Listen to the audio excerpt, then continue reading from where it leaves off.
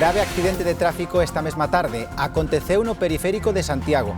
Un coche foise da vía e bateu de fronte contra un dos piares da ponte de San Marcos. A brutalidade do impacto apunta a un exceso de velocidade nunha vía limitada a 70 km por hora. Os restos do coche quedaron esparexidos ao longo de 150 metros da estrada. Os bombeiros escarceraron os dous ocupantes do vehículo. Dous homes duns 30 anos están graves no hospital Compostela.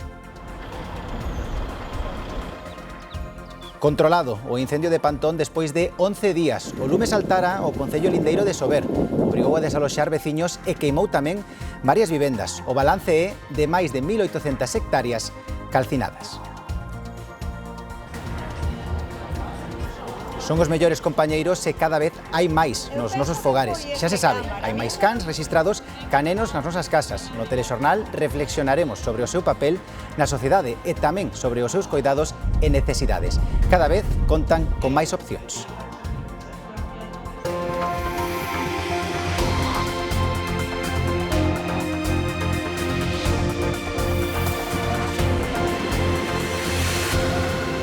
Saúdos, que tal? Boas noites. A inmigración centrou a xuntanza que a dirección do Partido Popular e os seus presidentes rexionais mantiveron esta fin de semana en Murcia. Alberto Núñez Feijóo asegura que a inmigración ilegal é un desafío que urxe afrontar e propón un novo visado por puntos que prime a entrada de quen ven traballar a España. Alberto Núñez Feijóo e os presidentes autonómicos do PP, entre eles Alfonso Rueda, asinaron a Declaración de Murcia. Un documento no que se recollen medidas en materia de agricultura, financiamento, infraestructuras, vivenda e inmigración. Feijóo asegura que a inmigración ben xestionada é unha oportunidade. Aposta por cumplir a lei e propón un visado por puntos que axude aos que veñen traballar e dificulte a entrada a inmigrantes de países que non loitan contra as mafias. Del mismo modo que quien venga a quebrantar las normas encontrará la firmeza de un Estado que va a defender a sus ciudadanos. Quien llegue con voluntad de trabajar, de respetar y de cumplir nuestras leyes y de contribuir a la vida común tiene que ser acogido. Incentivar la vía legal es la mejor forma de desincentivar la vía ilegal. Feijóo comprometeuse a elaborar un plan nacional de infraestructuras e repoñer as indemnizacións por retrasos no AVE.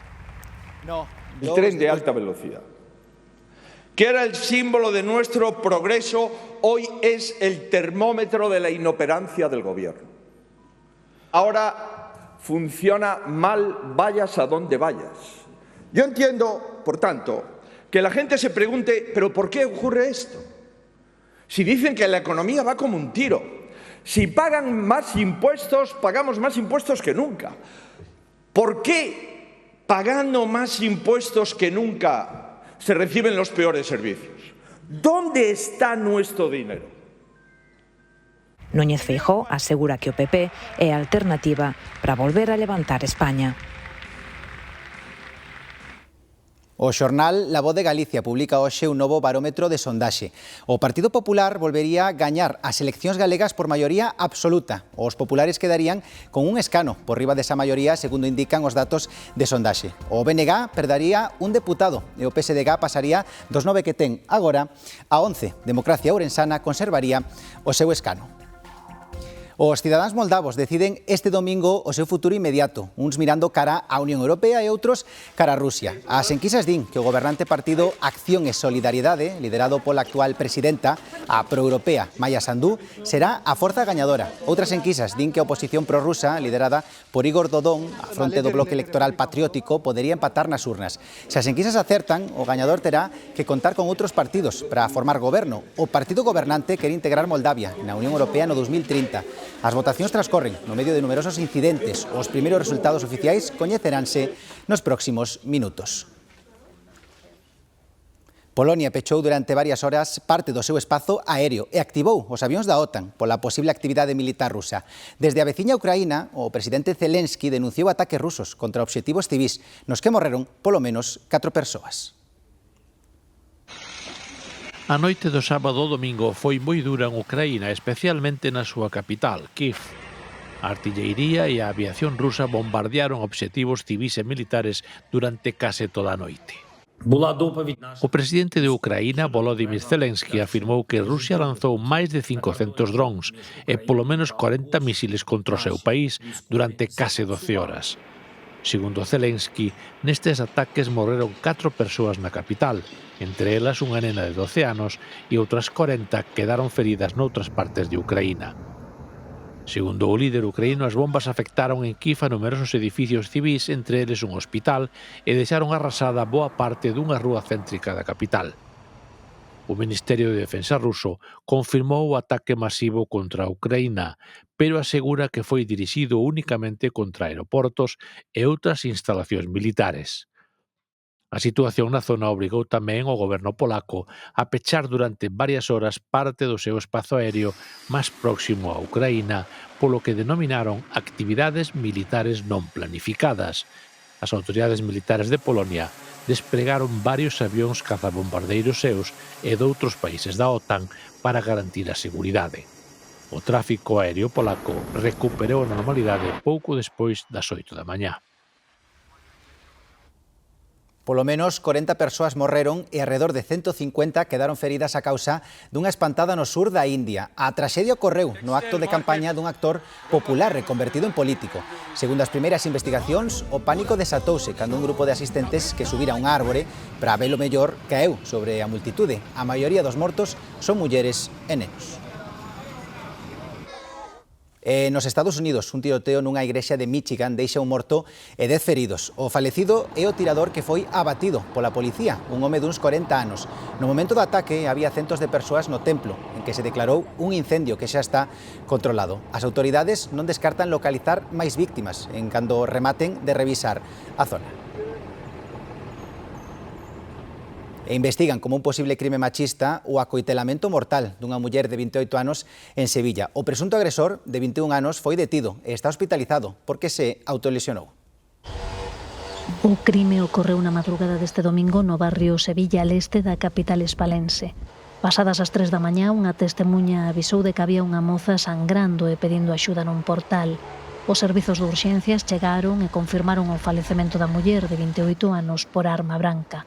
O seu presunto agresor de 21 anos, co que ao parecer tiña unha relación sentimental, foi detido e trasladado ao hospital en estado grave porque se autolesionara. A principal hipótese da policía é o crime machista. A muller non estaba baixo protección actualmente, pero tiña un expediente aberto no sistema Bioxen como vítima de episodios anteriores de violencia de xénero. A alerta vermella por chuvias extremas nas provincias de Valencia, Castelló e Tarragona. Na capital valenciana e nos municipios afectados pola Dina, o ano pasado suspendéronse as clases e as actividades ao aire libre. A poboación foi alertada con horas de antelación a través do sistema ESALERT. A Axencia Estatal de Meteoroloxía advirte dun perigo extraordinario nas provincias de Tarragona, Castelló e Valencia por chuvias torrenciais. Hai risco de inundacións e de enchentes repentinas. O aviso está activo desde as 5 da tarde no litoral sur de Tarragona e desde as 8 na zona limítrofe do norte de Castelló. En Valencia, o risco extremo esténdese desde as 4 desta madrugada ata as 12 da noite do luns. Na capital, o Concello decretou a suspensión das clases nos colexios e o peche de todas as instalacións municipais que non desenvolven servizos esenciais. Medidas semellantes se tomaron tamén nos municipios afectados pola Dina do ano pasado. O Centro de Coordinación de Emerxencias reuníase a primeira hora da tarde. Ás 3:30 do domingo, 12 horas antes de que se active a alerta vermella, a poboación da provincia de Valencia recibía a mensaxe de alerta nos seus móviles con estas recomendacións de seguridade: evitar os desplazamentos, afastarse das canes dos ríos, non cruzar zonas inundables e protexerse en lugares altos no caso de estar en zonas con risco de anegamento. Este luns fai 11 meses da Dina que arrasou Valencia e que deixou 229 falecidos. En Guadalaxara non hai ningún aviso activado, pero a chuvia chegou tamén a esta zona. Por iso, agárdase que poida axudar na extinción do incendio de Pico del Lobo. Este lume saltou nas últimas horas a provincia de Segovia e alí obrigou a desaloxar a varios veciños de Río Frío, de Riaza e a urbanización de La Pinilla. Ambas as dúas comunidades traballan conxuntamente para controlar unhas lapas que xa levan calcinadas máis de 3.400 hectáreas. Esta mañá, os equipos de extinción puideron por fin controlar o lume forestal do concello lucense de Pantón. Na parroquia de Pombeiro, o incendio afectou a unha superficie de máis de 1.800 hectáreas, parte delas no concello de Sober. Iniciouse o día 18 e xerou momentos complicados, forzando o desaloxo de varios núcleos de poboación, nalgúns deles arderon varias vivendas. Isto é unha pendiente moi pronunciada, cheo de rocas e penedos que non é accesible nin para medios por terra, nin único por medios aéreos. Foise controlando e, bueno, hoxe está prácticamente controlado tanto no flanco de Pantón como no flanco de Sober. Herbivorismo pírico, unha práctica tradicional que consiste en facer queimas controladas e despois pastorear os terreos para regular o crecemento da vexetación, algo que axudaría na prevención de incendios. A Escola Politécnica Superior de Lugo participa no proxecto de investigación Compás, que indaga na aplicación das tecnoloxías actuais de xestión ambiental con este sistema. Dous terreos piloto, un no concello de Cervantes e outro en Navia de Suarna, están a ser utilizados polos investigadores da Universidade de Santiago para analizar como contribúe o herbivorismo pírico na mellora dos pastos de montaña e na diminución do risco de incendio. Lo que tratamos de hacer es emular procesos que han existido en la naturaleza, que es el fuego y el herbívoro, y que son los que han estado gestionando a materia vegetal y los que han estado controlando los combustibles, es volverlos a modernizar y a poner en conjunto, a combinarlos para apertura de espacios. Para isto, primeiro fan queimas controladas coas que se regula o combustible vexetal que hai no terreo. Despois, establecese un plan a varios anos de pastoreo con diferentes animais para facer diminuir as especies leñosas.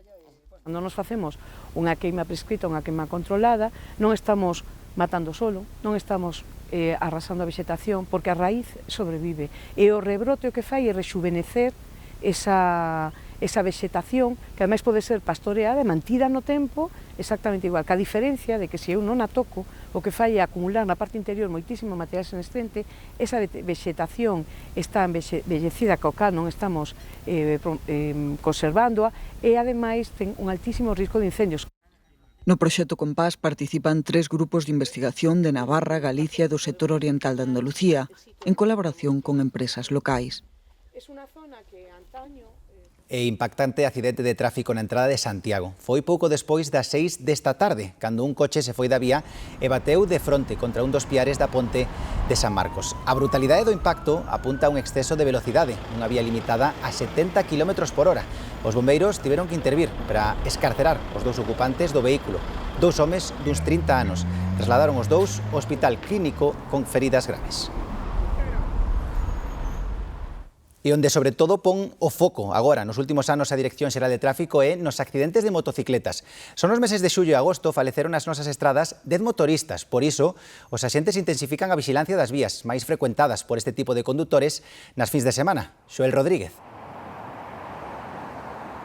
Sí, precisamente motoristas, pero tamén ciclistas e peóns representaron nos meses de verán en Galicia o 55% dos falecidos nestes accidentes de tráfico. Por iso, o obxectivo da Dirección Xeral de Tráfico nesta campaña é concienciar sobre a necesidade de cumprir coas normas e tentar reducir tamén estes accidentes e as mortes relacionadas. España é o segundo país da Unión Europea cun maior parque de motocicletas e ciclomotores, con preto de 6 millóns de unidades. Precisamente, dos 849 falecidos no que vai de ano nas estradas españolas, uns 238, preto do 30%, circulaban nun vehículo de 2 rodas. Unha cifra preocupante e que ademais vai en aumento tamén no caso de Galicia, onde eses falecidos aumentaron nos últimos 5 anos un 35%. Os adiantamentos antirregulamentarios, tamén o feito de circular sen casco, o exceso de velocidade ou o consumo de drogas e alcohol son algúns dos factores que están detrás destes accidentes.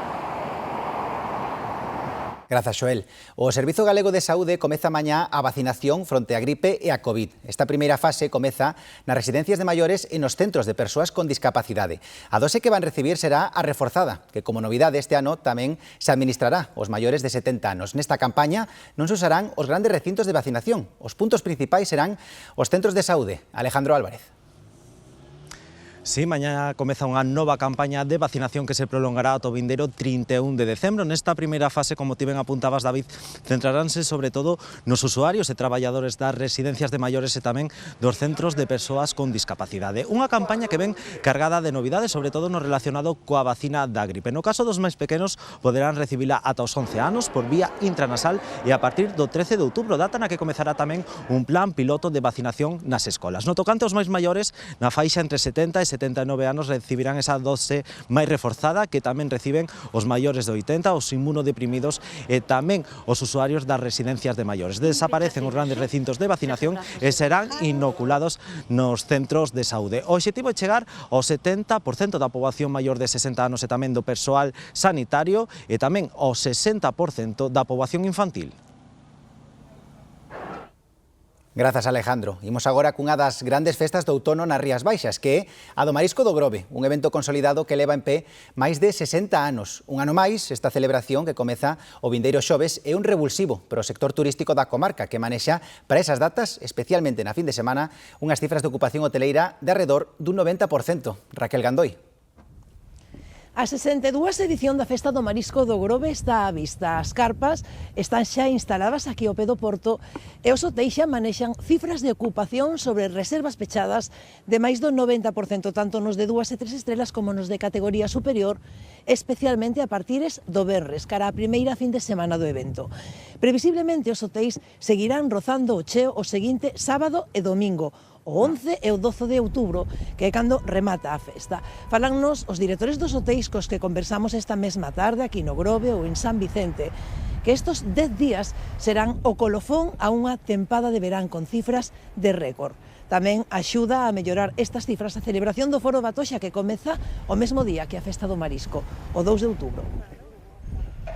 No Grove prepáranse para a Festa do Marisco con 62 edicións e un evento consolidado que axuda a prolongar a tempada turística na localidade, despois dun verán que os hostaleiros cualifican de espectacular. A Festa do Marisco realmente podemos dicir que é un colofón o que é unha boa temporada turística como tivemos este verán, un bo mes de setembro, e agora temos este revulsivo que é a Festa do Marisco, agora nunhas datas tan acaídas como son outubro, que son realmente pois son fantásticas para o sector, para os aloxamentos, para a restauración, para todo. A partir deste xoves son 10 días que nalgúns hotéis teñen previsto rozar o cheo, sobre todo as fins de semana.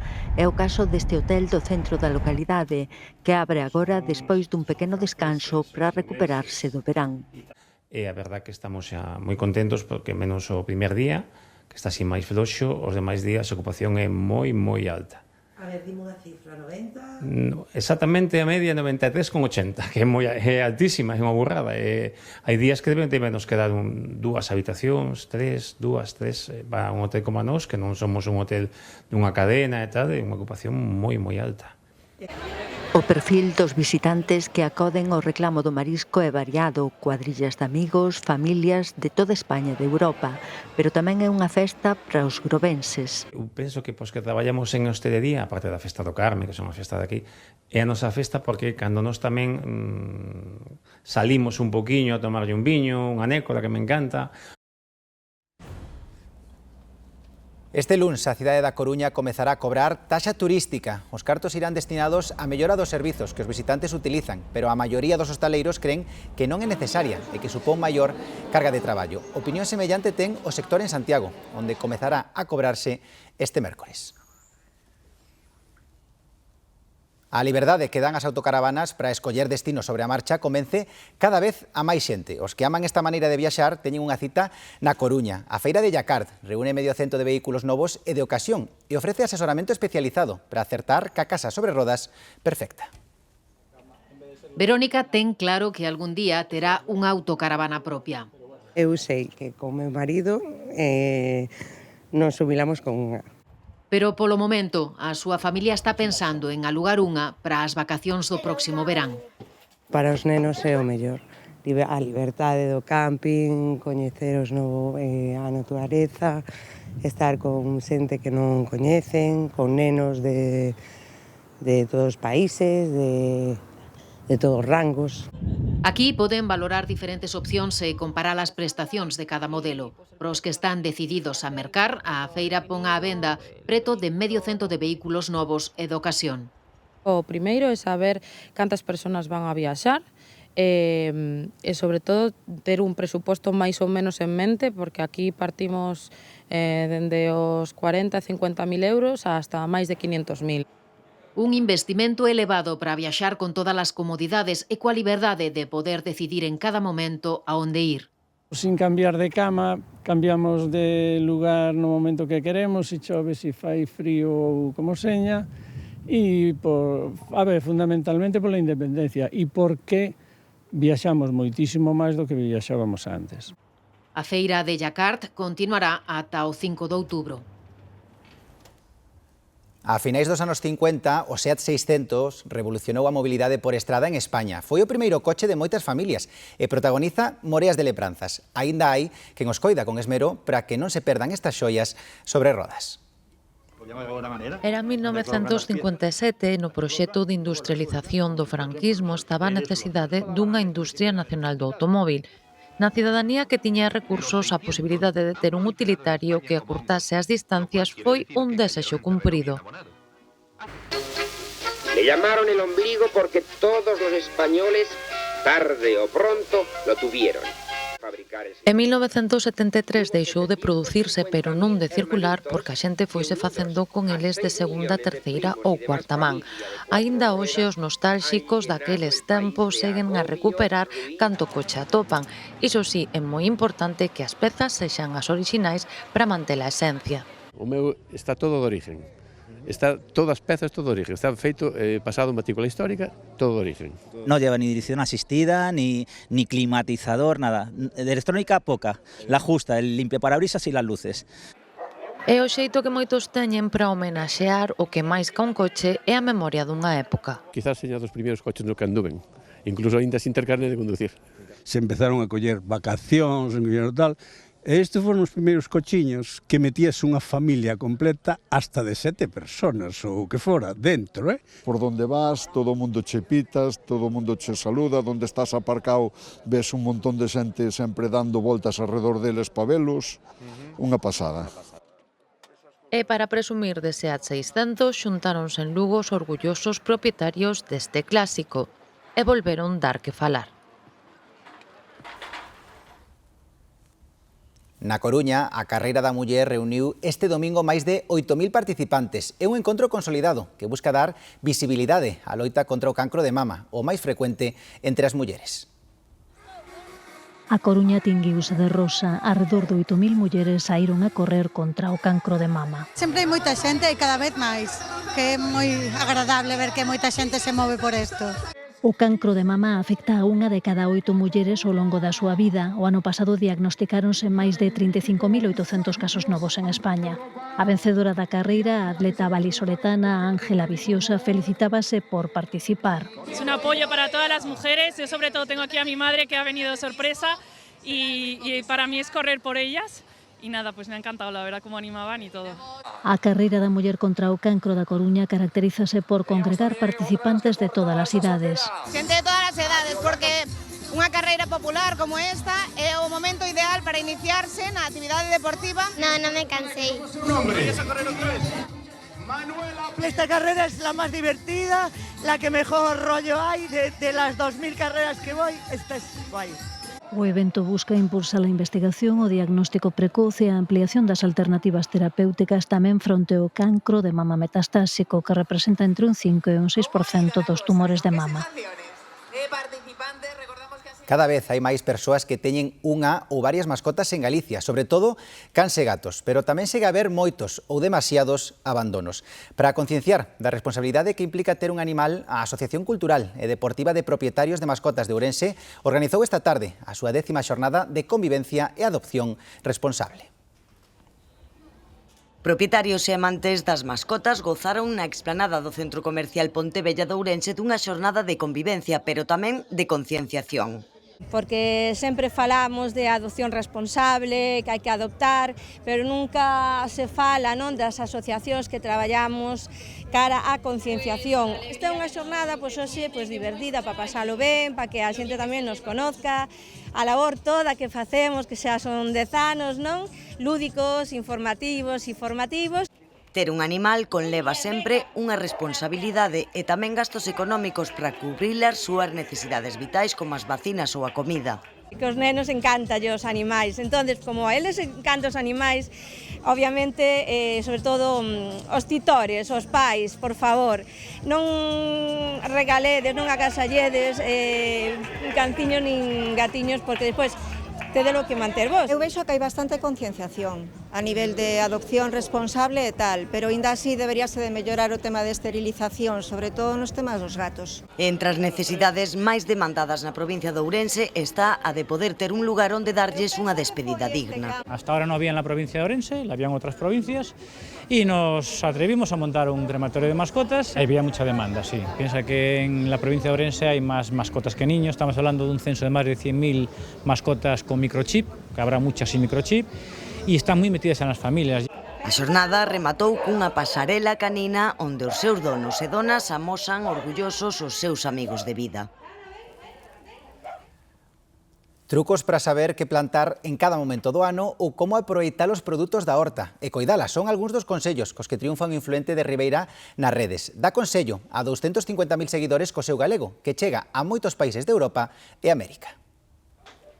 Desde a súa horta en Ribeira, Nusca Chousa chega cos seus consellos a decenas de miles de seguidores. Seu fillo alentouna hai 4 anos a facer unha canle en YouTube. A miña experiencia na horta é de cuna porque eu nací na cuna e cando era unha meniña pequena vivíamos do que producía a nosa horta, o sea, tiñamos unha horta bastante grande e había que traballar na horta, chegar da escuela para a horta ou cas vacas ou cos animales e a miña experiencia ven daí. Despois, son unha persona moi curiosa e que me gusta moito saber o porqué das cousas. Empezou pouco a pouco, pero animouse ao ver a resposta da xente. A pesar de falar na miña característica dialectal costeira, con geada, con cheada e con seseo, e había moitísima xente de fora de España e do mundo inteiro que non tiña problema ningún en querer entender o que estaba dicindo porque lle parecía interesante. Entón, pois, xurdeu daí, empezou a medrar. Moi bo día, miña querida xentiña, espero que esteades pasando un domingo genial. Co seu teléfono grava, edita e sobe os contidos a case todas as redes sociais. Non vos marchedes, quero vos dar un consello sobre masanseiros que vos vai a encantar. Este é un tipo de masán que se chama Golden. Este tipo de masán xa está maduro a partir de mediados de agosto e xa temos para comer. Despois temos outra que se chama Sangre de Toro, que vai a estar a lista pois dentro de ao mellor un mes ou así. E despois temos a Gran Smith, que é unha masán de inverno que está aínda crecendo. E esa vamos lá a ter lista a partir de noviembre, co cal o meu consello é que busquedes tipos de masáns que maduren en diferentes etapas e así teremos masáns durante moito máis tempo recién recollidiñas do árbol. Explica que plantar en cada estación, como construir uns bancais cómodos ou como aproveitar os produtos da casa o xeito tradicional. De falar do unto, non? De botarlle unto ao caldo que é, como se fai, como se sala, como se cura para poder facelo na casa. É algo que eu vivín con eso, e sei facelo porque o vivín toda a vida. Entón, pareceme maravilloso ter unha ventana para poder deixar esas recetas de toda a vida no meu canal. A súa paixón pola horta é contagiosa e sempre deixa ganas de máis. Por primeira vez o Festival de Cine de Ourense conta cunha banda sonora propia. Un tema composto por José Manuel Cancela, o compositor galego gañador de 5 premios Emmy e o premio Chano Piñeiro do OUF deste ano. Unha sinfonía de estrea que foi interpretada pola Xove Orquestra Ourensanía, conducida polo seu autor no Auditorio de Ourense. Ademais, John Ashton creou unha versión remix deste tema que se fixo en exclusiva pro festival.